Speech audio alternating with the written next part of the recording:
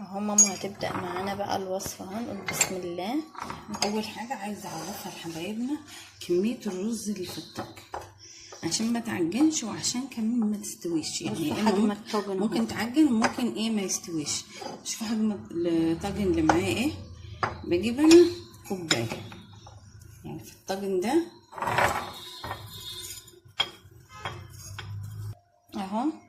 بس كده شوف حاطه شويه رز قد ايه، ما تستغربش خالص. حبة صغيرين دول يعني حوالي ربع الطاجن، بحيث الرز عندي يبقى ايه ياخد مساحته ويستوي كويس. تمام يعني بعد حبة قد ايه للطاجن اهو.